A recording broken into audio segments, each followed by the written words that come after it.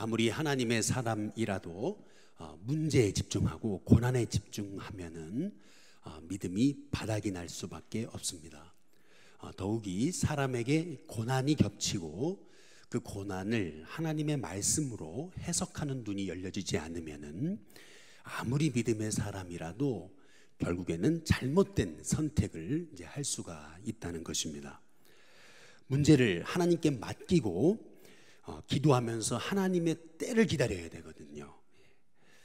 하나님께 묵묵히 기도하면서 조급해하지 않고 성급해하지 않고 하나님의 때를 기다려야 되는데, 이게 자꾸 문제를 바라보다 보니까 이제 자기 힘으로 해결하려고 하는 그런 실수를 이제 저지르고 말게 되는 것입니다. 지금 오늘 함께 읽으신 이제 사무엘상 20장과 21장이 바로 그러한 내용이거든요. 우리 사무엘상 20장 1절에 한번 보시면은요, 우리 같이 한번 읽어보겠습니다. 함께 있습니다. 시작. 다윗이 라마나옳에서 도망하여 요나단에게 이르되 내가 무엇을 하였으며 내 죄악이 무엇이며 내 아버지 앞에서 내 죄가 무엇이기에 그가 내 생명을 찾느냐. 여기 보면 다윗이 라마나옳에서 도망했다, 그리고 요나단에게 이르렀다, 이제 이렇게 얘기하는데요. 우린 이거를 그냥 다윗이 사울을 피해서 라마나옳에서 도망친 거구나, 이제 이렇게 여러분이 생각할지도 모르겠는데, 이게 참 별것 아닌 것처럼 보이실지는 모르지만, 그러나 다윗이 라마나옳을 떠난 것은 이건 굉장히 치명적인 실수였습니다. 이제 그 이유는 뭐냐면, 이 라마나옳을 떠났다라고 하는 얘기는 다윗이 사무엘을 떠난 겁니다. 이 라마나옳에 있었던 그 사무엘, 그 선지학교, 거기를 이제 떠났다라고 하는 그러한 얘기입니다. 사람이 어려울수록 더 성령님께 묻고 그리고 영적 지도자의 그러한 도움을 받아야 되는데, 이제 다윗이 가만히 생각해 보니까 이 요나단이 자기를 알아주는 것 같잖아요.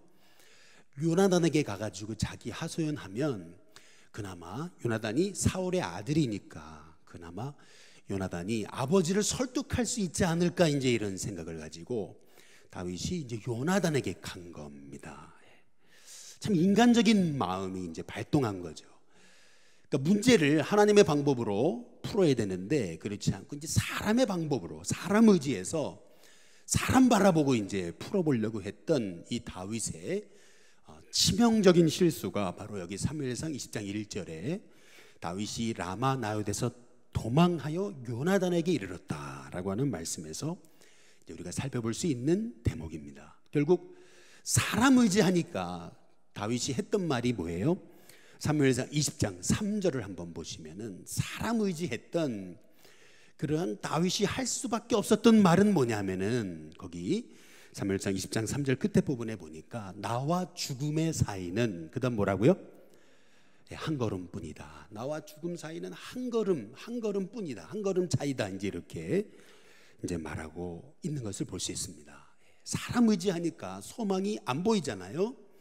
결국 다윗이 사람 의지하다가 결국 그가 고백할 수밖에 없었던 고백은 이제 내가 죽게 생겼다, 이제 이 얘기밖에는 할 말이 없었다라고 하는 얘기입니다. 성경학자 아더 핑크라고 하는 유명한 성경학자가 이 사무엘상에 다윗의 그 세 가지 실수에 대해서 이렇게 말합니다. 먼저 첫 번째는 뭐냐면은 미갈과 결혼한 것입니다. 미갈. 다윗이 미갈과 결혼했다는 얘기는 뭘 의미하는 거냐면은 이게 정말 믿음의 결혼, 신결혼을 한 게 아니라 우리식으로 말하면 한번 따라해 보겠습니다. 불신결혼을 했다는 얘기입니다. 다윗이 미갈과 결혼하게 된 이유는 뭐냐면, 사실 미갈이 사울 딸이잖아요. 우리 식으로 말하면 돈 보고 가문 보고 결혼한 겁니다. 돈 보고 가문 보고, 돈 보고 가문 보고 믿음 보지 않고 말이죠. 아무리 신앙인들이라고 해도 결국 가면 다 돈 보고 가문 보잖아요. 이 다윗도 신앙 본다 해놓고 결국 돈 보고 가문 보고 결혼한 것이 결국 이 미갈과 이 결혼함을 통해서 다윗이 스스로 이 사울 집안에 들어가서 그 정말 말할 수 없는 고난 겪는 것 아니겠습니까? 아더 핑크라고 하는 이 성경학자는 다윗이 첫 번째 다윗의 실수는 뭐냐면 미갈과 결혼한 것이다 이렇게 얘기합니다. 두 번째는 뭐냐면은 오늘 말씀대로 라마나요스를 도망친 거다 이제 그렇게 얘기합니다. 라마나요스를 도망쳤다는 얘기는 이제 영적 지도자가 필요 없다는 거거든요. 내 힘으로 해결해 보겠다는 거예요. 그리고 이제 세 번째 다윗의 세 번째 실수는 뭐냐면은 요나단을 찾아간 거라는 겁니다. 요나단 사울의 아들이잖아요. 그러니까 요나단 찾아가서 자기 하소연하면 그래도 뭔가 조금 이 문제의 실마리가 풀리지 않을까 해서 요나단 찾아갔는데 요나단이 한 말이 뭐예요? 사무엘상 20장 2절 한번 보시죠. 20장 2절에 보면은 거기 빨간 줄만 같이 읽어보겠습니다. 함께 있습니다. 시작. 요나단이 그에게 이르되 결단코 아니라 내가 뭐죠? 죽지 아니하리라. 이 피상적인 얘기만 하고 있는 거예요. 지금 사울 왕은 다윗을 죽이려고 창을 2번이나 던졌잖아요. 그리고 사람들 앞에서 다윗을 죽여버려라라고 명을 내린 상황이거든요. 그런데 요나단은 뭐라 그래요? 내 아버지는 결단코 너 죽이지 않는다. 이제 그 얘기하고 있는 거 아니겠어요?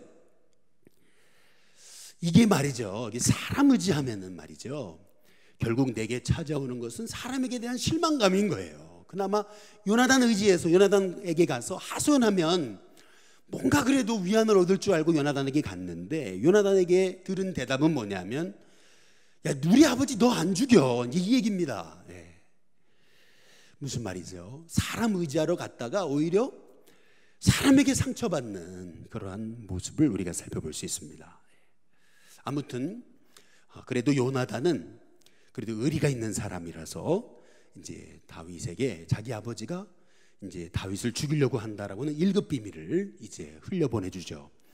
그래서 이제 드디어 다윗은 도망칩니다. 도망쳐요. 근데 이 다윗이 이렇게 어려움을 당하는 과정에서 다윗에게 전에는 보지 못했던 이 다윗에게 이상한 습관 하나가 생긴 거예요. 이상한 습관. 그게 뭘까요? 다윗에게 생긴 이상한 습관. 그게 뭐냐면은 따라해 보겠습니다. 거짓말. 다윗이 말이죠. 하나님 의지하지 않고 사람 바라보기 시작하면서 그 문제 내 힘으로 풀어야 되니까 그러니까 다윗이 하기 시작한 게 거짓말이에요. 한번 사무엘상 20장 한번 5절에서 6절을 보시면은 다윗이 요나단에게 얘기하잖아요. 내가 마땅히 왕을 모시고 앉아 식사를 하여야 할 것이나 그랬잖아요. 분명히 내가 사울 왕을 모시고 함께 식사를 해야 되지만 요나단에게 얘기하는 겁니다. 네 아버지한테 가가지고 내가 이러 해가지고 못 가겠다고 얘기하라는 겁니다. 그게 뭐냐면 이제 6절이에요. 6절에 보면은 내 아버지께서 만일 나에 대해서 물으시면 이렇게 대답하라는 겁니다. 이는 온 가족을 위하여 거기서 매년제를 드릴 때가 됐기 때문에 예배 드리러 가야 되니까 못 온다. 이렇게 거짓말을 하라는 겁니다. 거짓말을.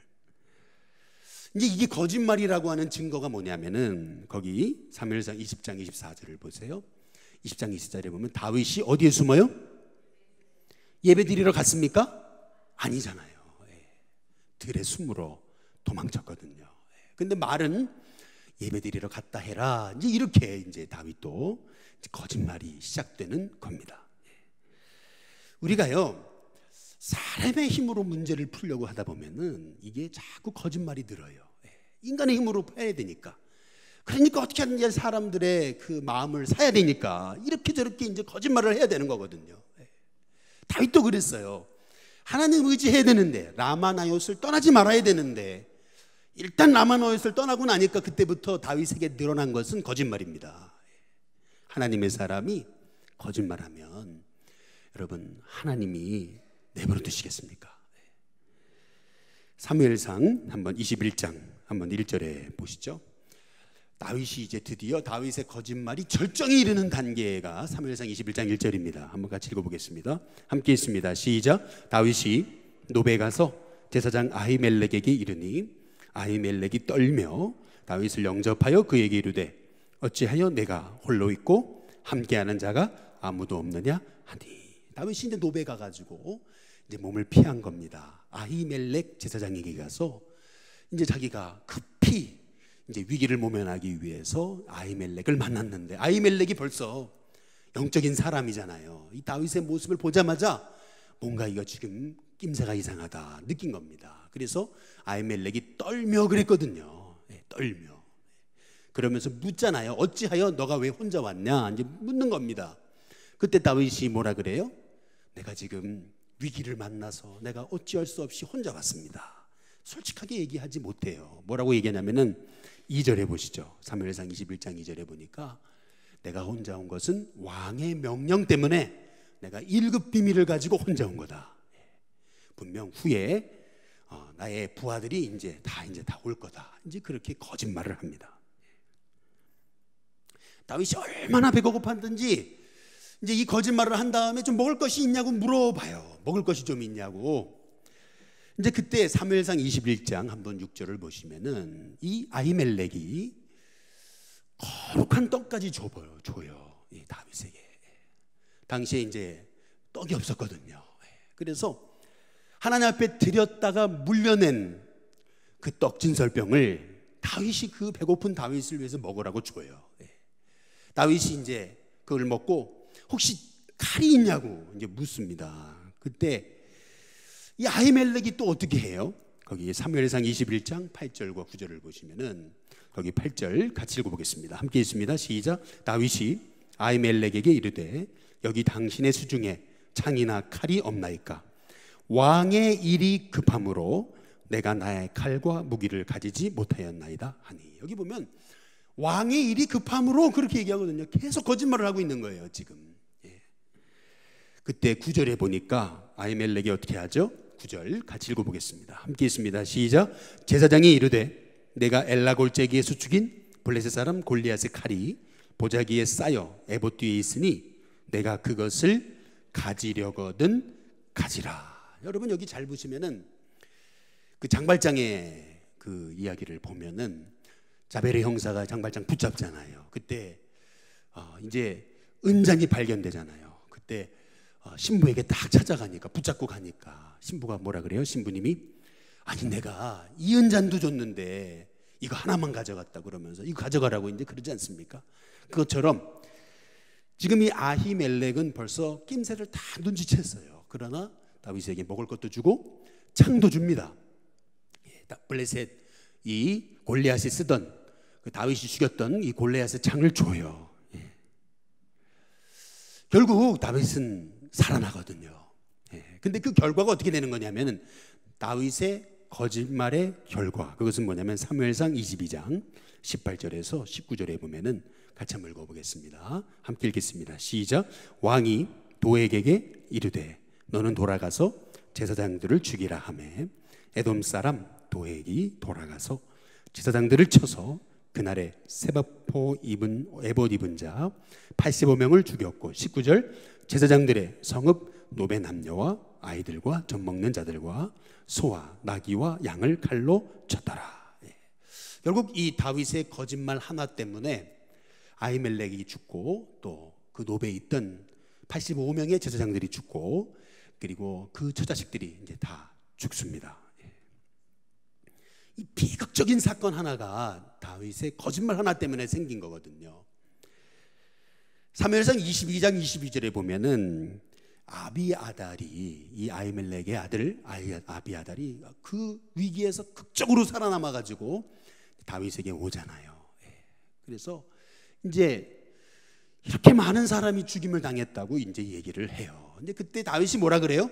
22절을 잘 한번 보시면은 22절을 보세요. 같이 읽어보겠습니다. 함께 있습니다. 시작. 다윗이 아비아달에게 이르되 그날에 에돔 사람 도액이 그다음 뭐죠? 거기 있기로 그가 반드시 사울에게 말할 줄을 내가 뭐라고요? 한번 따라해 보시죠. 내가 알았노라. 다윗이 알았어요? 몰랐어요? 알았습니다. 이 거짓말 하나 때문에 이 노베, 이 아히멜렉과 제사장들이 큰 위기를 만날 것을 다윗이 알았어요. 알았지만 나 하나 살자고 다윗이 거짓말한 거거든요. 그 거짓말 하나 때문에 도액이라는 그러한 간사한 자 때문에 결국 그 땅에 사람들이 비참하게 죽은 그 사실을 듣고 다윗이 뭐라 그래요? 내 아버지 집에 모든 사람 죽은 것이 그 다음 뭐예요?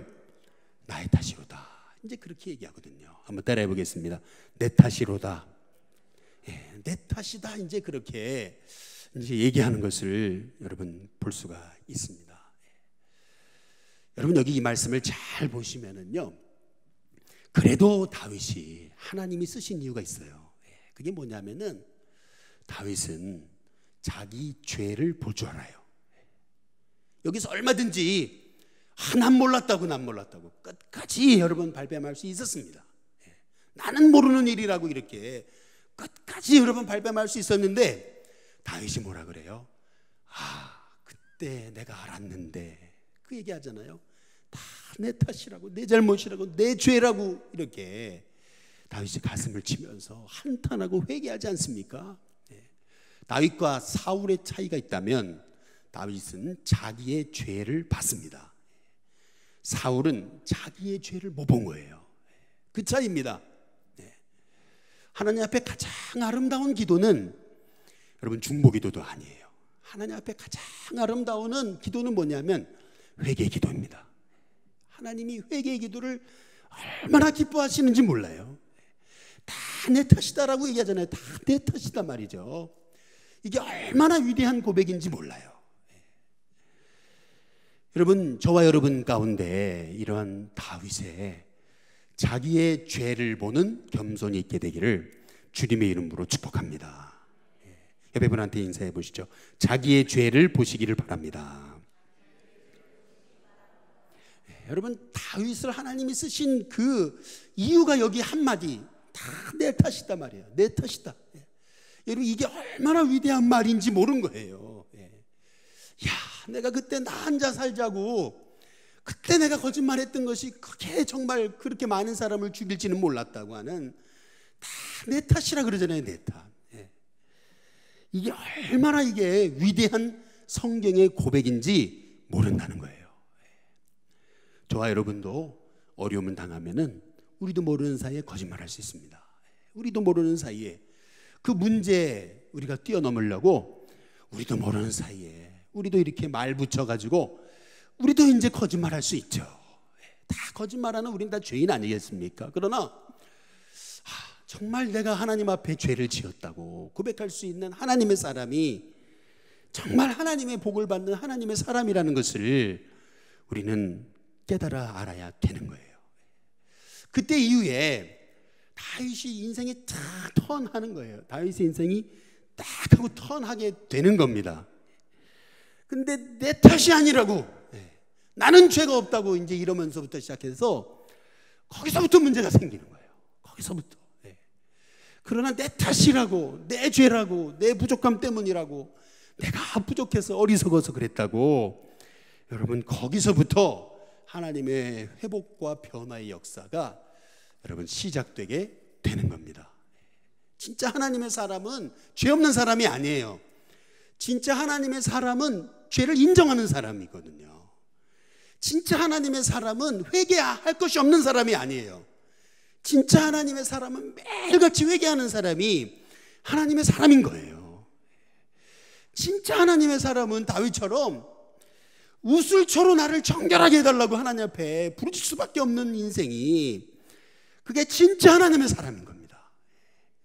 나는 죄가 없다고, 여러분 그것만큼 얼마나 하나님 보실 때 그게 안타까운 그런 그 고백이 어디 있습니까? 우리가 다 죄인이잖아요. 뼛속까지 죄인이잖아요. 아주 기회만 되면 죄 짓잖아요. 기회만 되면 정죄하고 말이죠. 기회만 되면 분노하고, 기회만 되면 우리가 저주하고 말이죠. 그래서 하나님 앞에, 하나님 제가 죄인입니다, 이게 얼마나 큰 하나님의 사람의 고백인지 모른다는 겁니다. 다윗이 깨닫잖아요. 다윗의 위대함은 뭐냐면요, 다윗은 금방 깨달아요. 깨닫는 걸 잘해야 됩니다.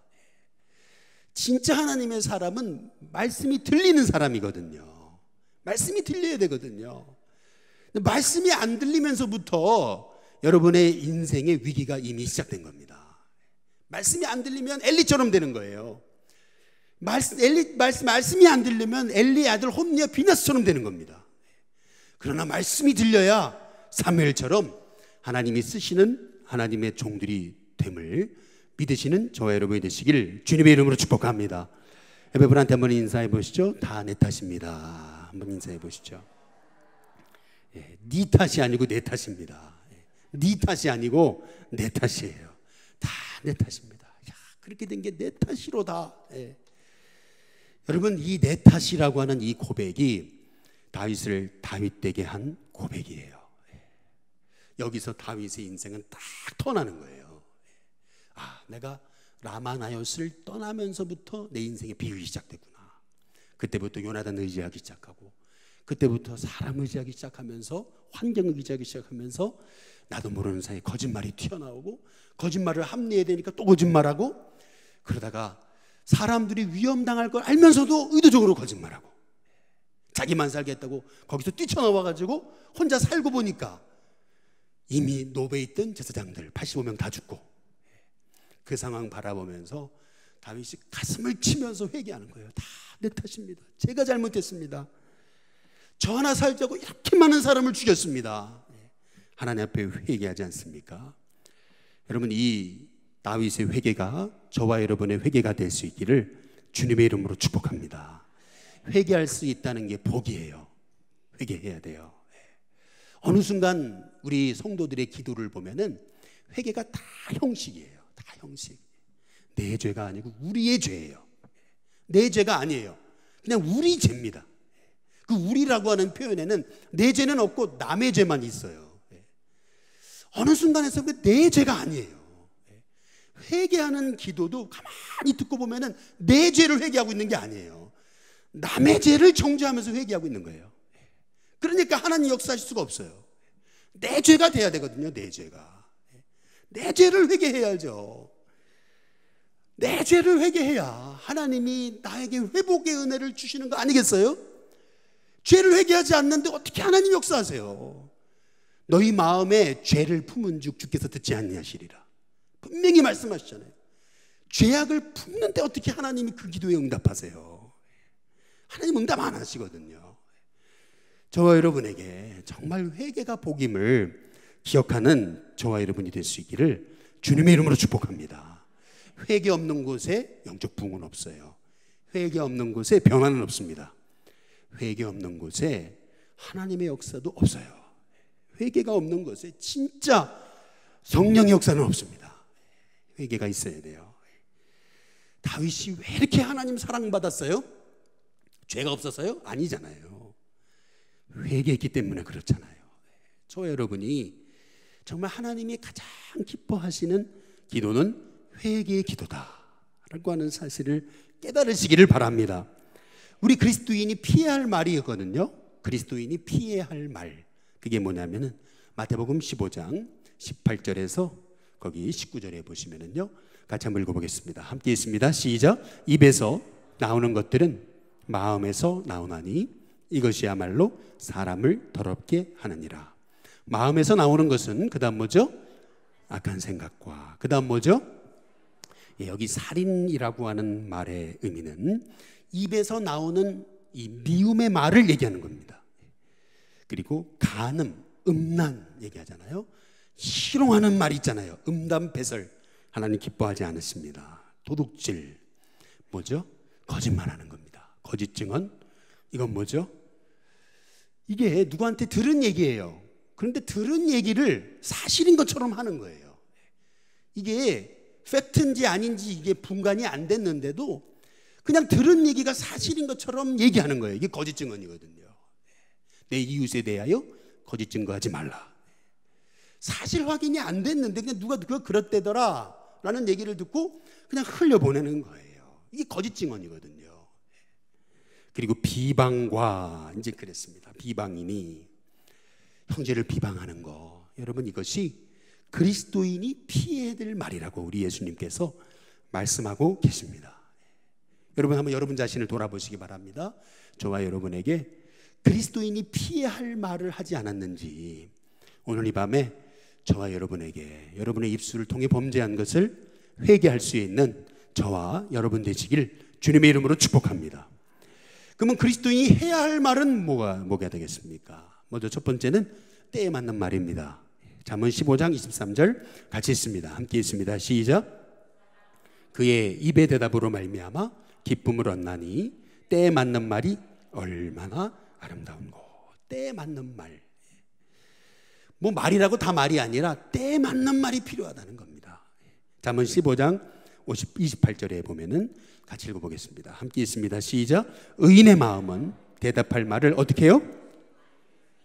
때에 맞는 말을 하는 방법, 그것이 뭐라고요? 대답할 말을 어떻게 하라고요?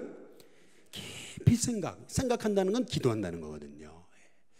때에 맞는 말을 하는 것이 그리스도인의 입술인데, 때에 맞는 말을 하려면 대답할 말을 깊이 생각한다. 그러니까 정말 상대방의 아픔을 내 아픔으로 여기고, 의인의 마음, 상대방의 아픔을 내 아픔으로 여기고 마음으로 그 영혼을 깊이 생각하고 기도할 때 내가 던지는 이 한마디가 그 영혼을 살리는 때에 맞는 말이 된다는 겁니다. 저는 우리 일신교회 성도님들이 때에 맞는 말을 하는 하나님의 종들 되시길 주님의 이름으로 축복합니다. 애가 맨날 그 대학에 떨어지는데 엄마가 그 볼펜 떨어뜨린 걸 보고서 야, 볼펜이 땅에 붙어버렸다고 했던 그 얘기 있지 않습니까? 여러분, 우리가 이 말 한마디도 정말 때에 맞는 말을 할 수 있는 저와 여러분이 되게 해달라고 기도하는 저와 여러분이 됐으면 좋겠습니다. 두 번째로 그리스도인이 해야 할 말은 낙심한 자를 일으켜 세우는 말입니다. 우리 이사야서 50장 4절 같이 한번 읽어보겠습니다. 함께 있습니다. 시작. 주 여호와께서 학자들의 혀를 내게 주사 나로 곤고한 자를 말로 어떻게 도와줄 줄 알게 하시고, 그 다음 뭐죠? 아침마다 깨우치시되 나의 길을 깨우치사 학자들 같이 알아듣게 하시도다. 여러분, 곤고한 자를 말로 일으켜 세우는 것이 그리스도인의 언어 습관인데, 이렇게 낙심한 자를 말로 일으켜 세울 수 있는 하나님의 사람은 어떤 사람이냐면 아침마다 하나님의 말씀으로 깨우침을 받는 사람이라는 겁니다. 아침마다. 그래서 아침마다 하나님 말씀을 통해서 하나님의 음성을 끊임없이 듣는 사람, 들을 귀가 있는 사람은 학자의 혀를 갖게 된다는 겁니다. 곤고한 자를 말로 어떻게 도와줄지를 하나님이 알게 하시는 지혜를 주시고 그를 통해서 낙심한 자를 일으켜 세우신다는 말씀입니다. 마지막 세 번째로 그리스도인이 해야 될 말은 뭐냐면 은혜를 끼치는 말입니다. 우리 골로새서 4장 6절 같이 한번 읽어보겠습니다. 함께 있습니다. 시작. 너희 말을 항상 은혜 가운데서 소금으로 맛을 냄과 같이 하라. 그리하면 각 사람에게 마땅히 대답할 것을 알리라. 여러분이 은혜의 말을 하는 사람인지 은혜의 말을 하지 않는 사람인지 여러분의 주변을 보면 알 수 있습니다. 주변을 보면 정말 여러분 주변에서 상처받고 낙심하고 어려운 자들이 일어난다면 여러분은 항상 은혜를 끼치는 말을 하고 있는 사람입니다. 그리스도인은 항상 은혜를 끼치는 말을 하는 사람이라는 것을 오늘 말씀을 통해서 알 수가 있습니다. 다윗은 그의 고난의 시기 동안 철저히 자기가 거짓말로 인해 영혼을 죽였던 것을 간접사진이라고 생각한 겁니다. 그의 말로 내가 이렇게 많은 사람을 무고하게 죽였구나 라고 하는 것을 깨닫고 다윗은 철저히 자기의 말로 지은 죄를 회개하거든요. 마찬가지로 저와 여러분에게도 말로 지은 죄를 회개할 수 있는 하나님의 종이 될 수 있기를 주님의 이름으로 축복합니다. 우리 같이 기도하겠습니다.